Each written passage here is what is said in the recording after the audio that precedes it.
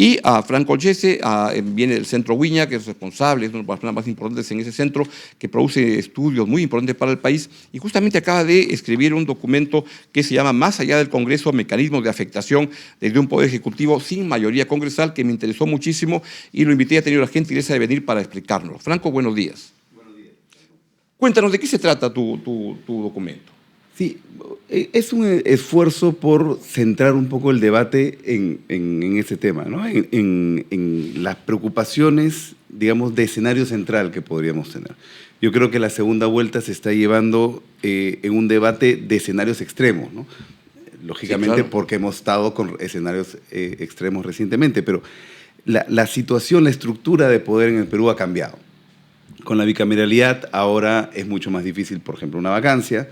Con el resultado de primera vuelta es mucho más difícil, por ejemplo, hacer cambios constitucionales, vacar un presidente, tomar estos caminos más radicales, ¿no? Entonces, pero aún así... O sea, temas de fondo estructurales no se pueden cambiar. No es que no se puede, pero es más difícil. Más difícil, ¿no? Yo diría que lo que estamos dejando, o sea, y son escenarios posibles, son escenarios posibles. O sea, el escenario posible es que gana Keiko Fujimori y hay este Congreso. El Congreso ya está pintado. Gana Roberto Sánchez con este Congreso. Si ganara Keiko Fujimori, se puede especular que puede haber una coalición donde estén Renovación Popular, Fuerza Popular y el Buen Gobierno, y con eso pues tienen una forma de respaldar al gobierno. Si fuera al revés, no ocurriría el caso, si ganara Roberto Sánchez. O sea, si ganara Roberto Sánchez, yo creo que podría también buscar una mayoría. Es una posibilidad. A través del Partido Buen Gobierno de obras, algunos del Buen Gobierno, porque yo creo que hay que ver el Buen Gobierno no solamente como un bloque, sino también como personas individuales. La situación es distinta en el Senado y los diputados, pero lo que sí podemos llegar es que para lograr una mayoría para cualquiera de los dos es una situación bien difícil, ¿no? Entonces, es más difícil todavía si están con las justas para una mayoría. Imagina lograr 2/3 para poder llevar una vacancia o poder llevar a un cambio constitucional. Inclusive hablar de que uno de los dos podría perpetuarse en el poder haciendo cambios constitucionales, eso es improbable, ¿no? Improbable, ¿no? Los presidentes luchan por ver si que acaban un quinquenio, a veces unos duran 3 horas, 3 meses, sí, es más complicado. Pero te quiero llevar al tema central de tu documento, que lo que plantea es que la creencia que a veces se puede tener de que un gobierno que no tiene mayoría en el Congreso no puede hacer cosas importantes que afecten a favor o en contra de la economía del país. Claro, es el eje de tu documento, ¿no? Claro, y el documento justamente busca hablar sobre ese tema, ¿no? Mientras estamos discutiendo estos casos extremos, no estamos dejando el escenario central.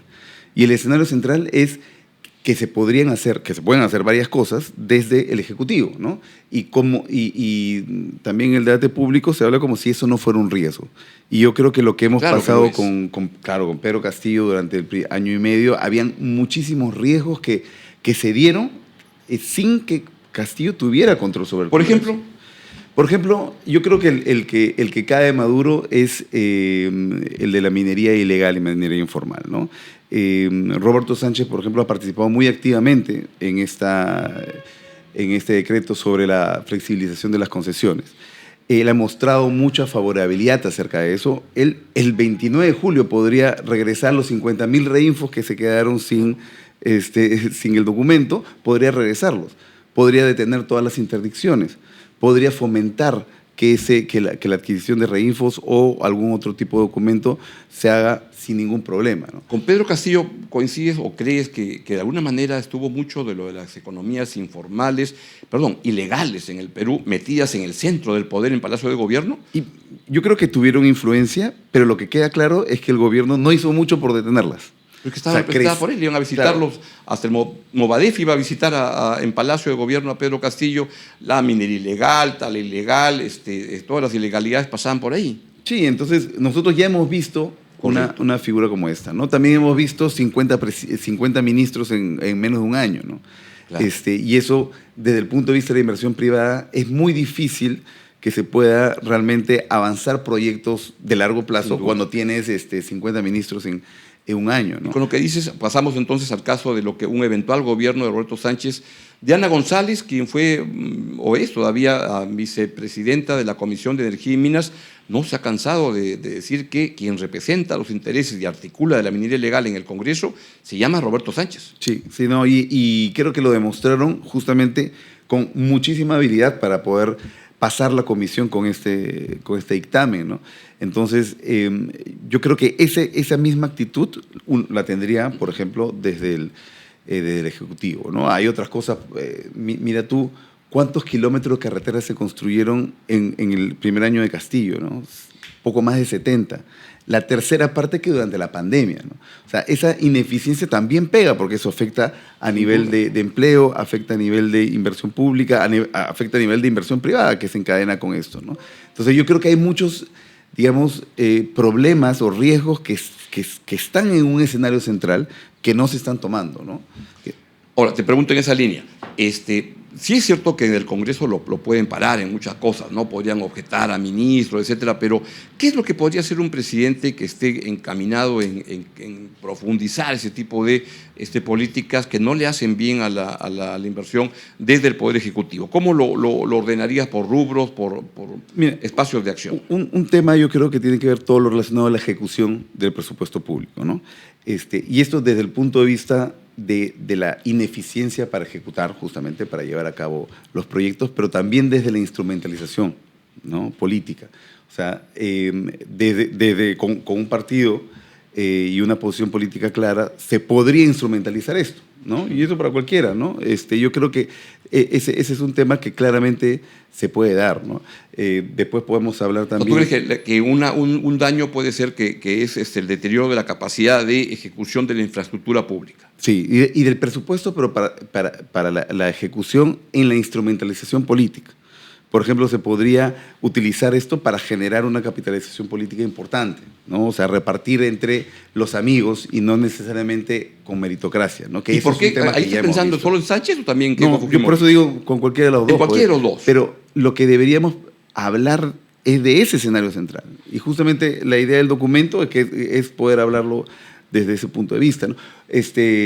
Por ejemplo, la instrumentalización de las instituciones, por ejemplo, de Indecopi, de SUNAT, de SUNAFIL, ¿no? O sea, por ejemplo, Roberto Sánchez ha mostrado también bastante hostilidad hacia la inversión privada, ¿no?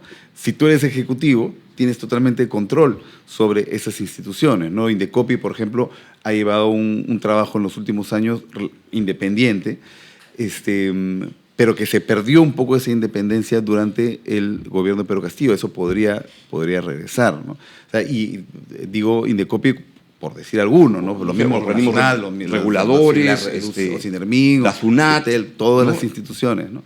Entonces, yo creo que estamos perdiendo de vista todo eso que se podría hacer, ¿no? Desde el punto de vista laboral, por ejemplo. Ibram Maraví, uno de los líderes dentro de Juntos por el Perú, hizo esta agenda Maraví de los 19 puntos que restringían bastante la capacidad de contratación, ¿no? Hacía mucho más difícil la capacidad de la generación, la capacidad de generar empleo formal, ¿no?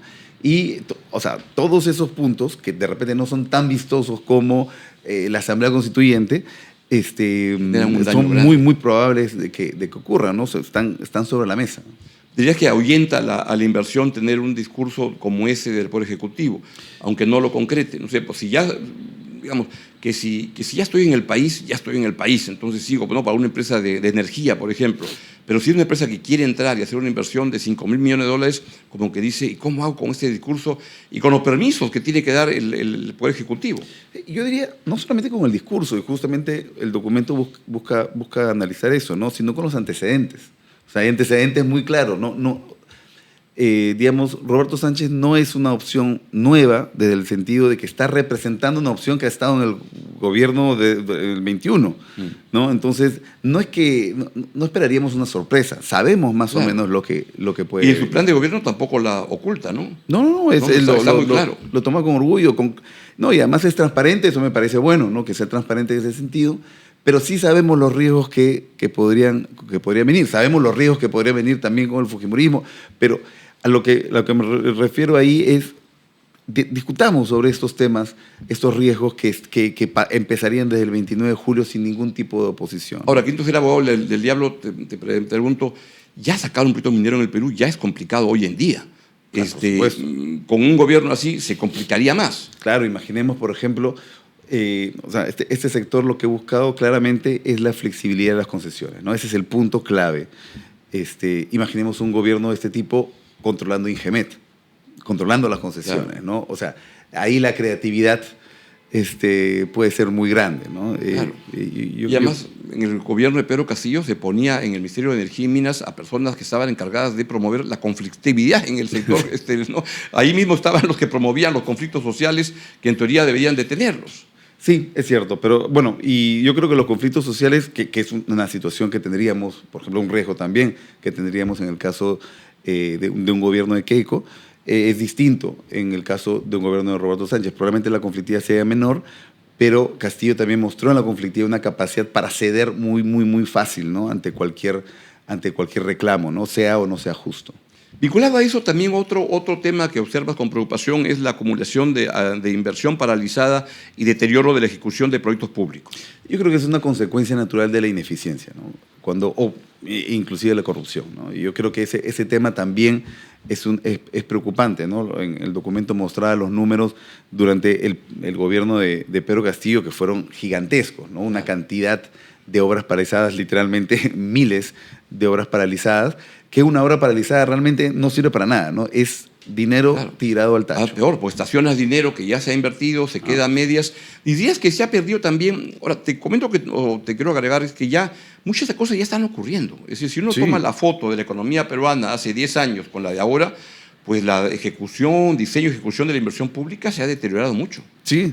No, y yo creo que no es un caso exclusivo de Pedro Castillo, ¿no? Pero lo que sí vimos es que durante el gobierno de Pedro Castillo fue un número significativo, ¿no? Es una situación que se erosionó también durante el gobierno de Pedro Castillo, pero no fue evidentemente el único. Antes ya se estaba erosionando, ¿no? Otra área que me parece bien interesante es cuando señalas que hay limitaciones en la capacidad de respuesta del Estado ante choques críticos. ¿A qué te refieres con eso? Me refería al tema de los fertilizantes, ¿no? Y lo tomaba como un ejemplo, ¿no? Yo creo que una emergencia de ese tipo... Ocurrió en la época del ataque de Rusia a Ucrania y los fertilizantes subieron por los cielos el precio y el Perú se perjudicaba. Creo que los agricultores necesitaban este fertilizante y había escasez, ¿no? Inclusive Pedro Castillo encontró o determinaba que los agricultores, los campesinos eran una de sus audiencias más importantes, era su electorado, uno de sus electorados más importantes. Y él, inclusive tratando de hacerlo, porque él hablaba de una reforma agraria, hablaba de un cambio, la segunda reforma agraria de cambios gigantes, no fueron capaces siquiera de comprar con celeridad fertilizante, que es un proceso relativamente simple, ¿no? Entonces, recuerdo 5 convocatorias, ¿no? Y que se fracasaron cayeron una por tras otra por problemas de corrupción y problemas de ese tipo. Sí, y lo que digo, no necesariamente él no quería hacerlo. Yo estoy seguro que él quería. Que quería conseguir. Pero claramente no eran capaces de hacer un proceso tan sencillo y eso tuvo un impacto en justamente un montón de agricultores que perdieron su cosecha. Y más pequeños agricultores, ¿no? Porque las grandes empresas sí tenían capacidad de comprar directamente y podían asumir incluso el mayor precio, pero era que afectabas a los más pequeños agricultores. No, y la intención del gobierno era esa, comprar fertilizantes y poder entregárselos a los pequeños agricultores. Como te digo, era su electorado, o por lo menos a los que él le había tratado de hablar, y ni siquiera, como te digo, queriendo, lo pudieron conseguir, ¿no? Por eso hablo, ese es el caso de los fertilizantes, pero emergencias de ese tipo, como está el mundo, podrían ser de cualquier Pandemias, tipo, ¿no? O sabe Dios qué cosas, ¿no? Un conflicto mayor entre China y Estados Unidos y es que cuerpo a tierra, a esperar qué nos pasa. Y uno podría esperar, justamente como digo, que los antecedentes que han generado el gobierno de Pedro Castillo, que el equipo técnico no sea muy distinto entre el de Roberto Sánchez y el de Pedro Castillo, ¿no? Y con el actual, porque a veces no sientes que ha habido un deterioro de la capacidad técnica del Estado peruano y que de repente lo que ha pasado en OMPE tiene que ver con esa degradación de funcionarios porque se van a otro sitio. Sí, yo creo que sí. Yo creo que lo de OMPE se prueba los temas de las sospechas que hay de corrupción, hay varias denuncias de ese tipo y por supuesto incompetencia, ¿no? En el Perú la mayoría de cosas se explican que no funcionan por incompetencia y corrupción. Claro. Entonces, y eso no solamente es con este caso de la OMPE que están en ese debate si ha habido corrupción o ha habido incompetencia, pero si vemos todos los problemas que hay en el gobierno, en los gobiernos anteriores también, la explicación va por ahí normalmente, ¿no? Y esto viene ya desde el segundo gobierno de Alan García, ¿no? Que dijo, se bajó los sueldos. Yo diría que es más estructural, pero claro, sí. ¿no? Pero hay una degradación del sector público que afecta mucho. Sí, ahora, Sí, es una degradación, pero ojo que el sueldo promedio en el sector público es más alto que el Sin privado. duda. Es más alto. Entonces, claro, lo vemos de repente por los ministros, pero en general No, claro. sí tendrían que poder hacerlo, ¿no? Yo creo que hay un tema de incentivos también. Y de meritocracia, Y de de establecer meritocracia. mecanismos de ingreso, ¿no? Porque Efectivamente. cuando yo era muy joven, pues el sector público no pagaba bien y prefería el sector privado, pero ahora el sector público, a un recién egresado, le paga mejor que en la actividad privada. Claro, y por eso es que bueno, especialmente en varias regiones donde la formalidad no es muy significativa, el sector público es un destino interesante de profesionalismo, ¿no? Y enhorabuena, porque queremos un buen Estado para que las cosas funcionen. Claro, pero si Pero es que bien, no hay meritocracia, claro, entonces los más competentes al no pueden amigo ir. y otros, ¿no? Entonces es peor, gastas más y contratas de menos calidad. Efectivamente. La parte fiscal es otro tema que mencionas como un riesgo fiscal asociado al uso político del gasto público. Cuéntanos eso, por qué es un tema tan importante y hoy en día ya se viene degradando mucho eso, ¿no? Sí, yo creo que eso es parte del Ejecutivo y del Legislativo, ¿no?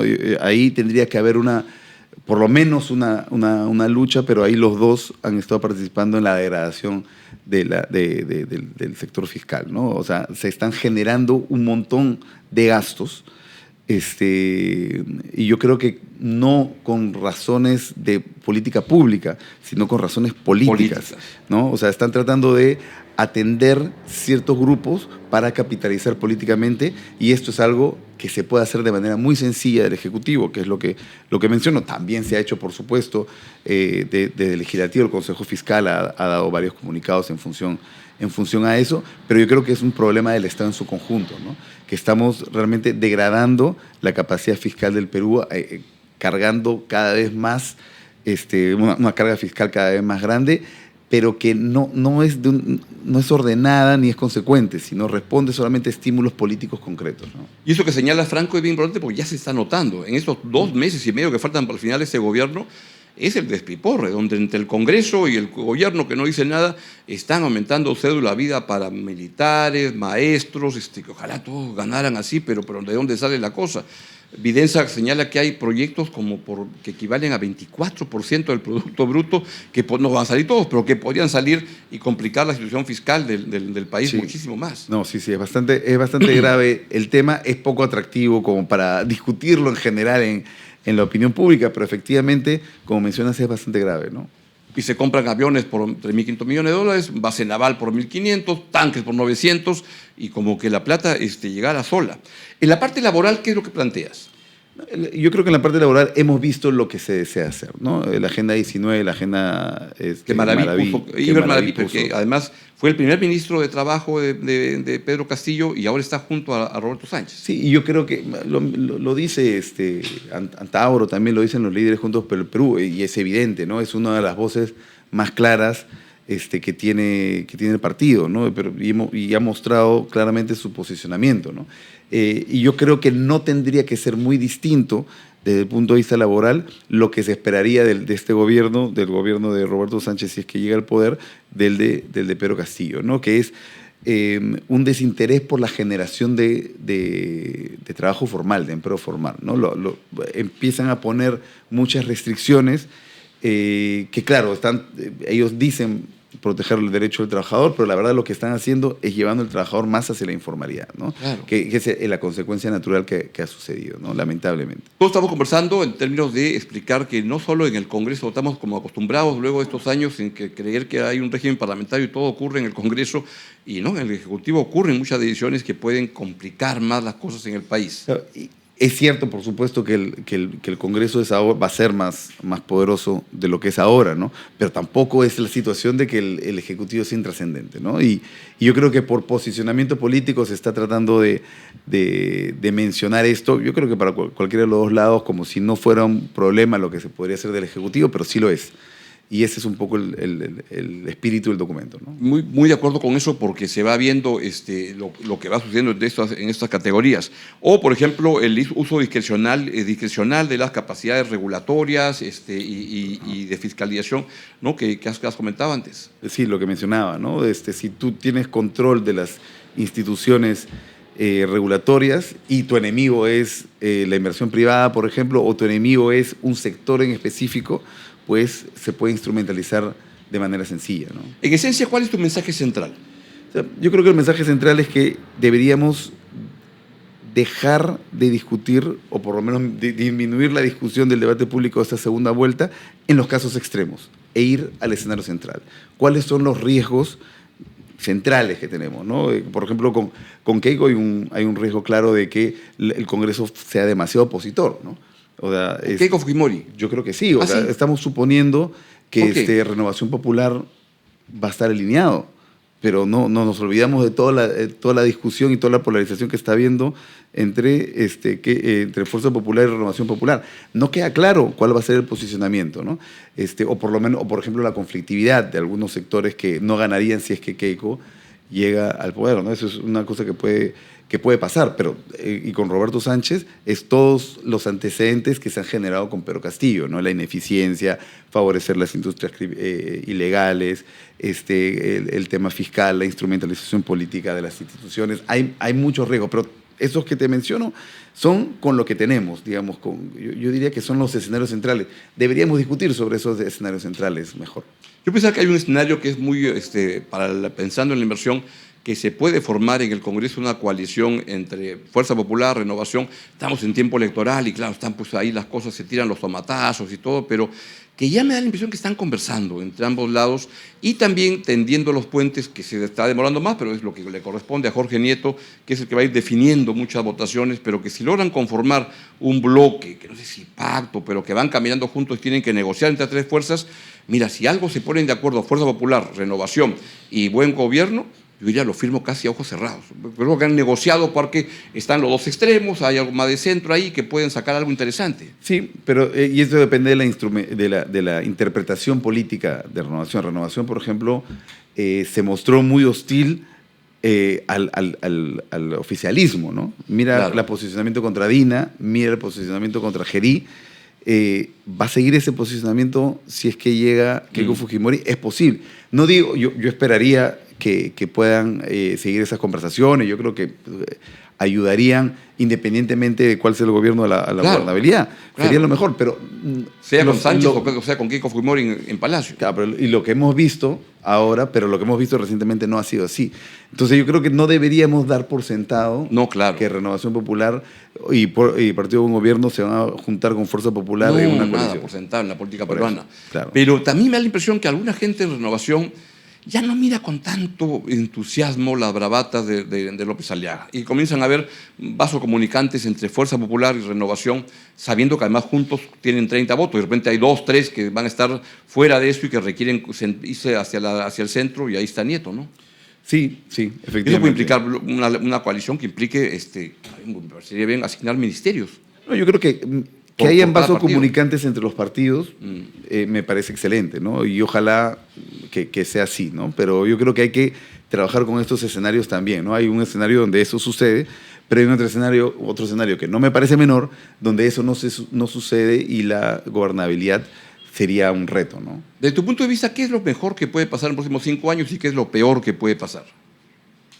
Bueno, lo mejor que puede pasar es que haya una mejora paulatina de la degradación del Estado que hemos tenido. Un cambio de rumbo. Sí, y yo creo que un cambio de rumbo radical es poco probable, ¿no? Lo que sí podría haber, y que me parece bien, ¿no? Cambios paulatinos, mejoras paulatinas, ¿no? Por ejemplo, un caso bueno es el BCR, ¿no? El BCR es una institución que, a pesar de la mediocridad que puede haber en el ecosistema, se ha mantenido relativamente fuerte, ¿no? Pero eso es la construcción de una institución.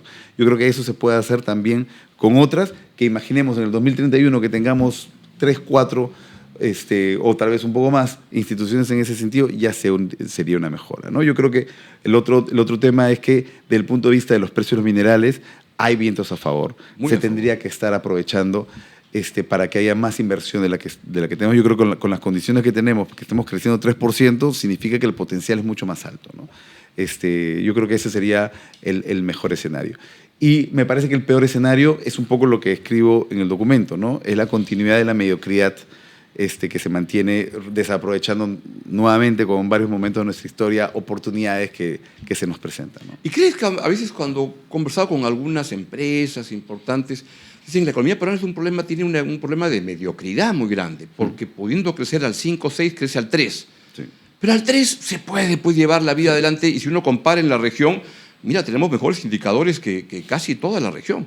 Sí. En materia fiscal, en términos de intercambio, en inflación, tenemos 1.5 de inflación el año pasado. Estamos como mejor, no es mal de mucho consuelo de tontos, pero estamos mejor en la región, y con 3% como que se puede salir adelante en el ámbito empresarial. Ja, pero recuerda que nosotros no hemos llegado a los niveles que teníamos en el 2019 prepandemia. Exactamente, eso es lo que quería Entonces, decir. sí, la verdad es que sí, con 3% está bien, pero estamos haciendo 3% con el viento a favor. O sea, estamos ganando 1-0 cuando deberíamos ir ganando 4.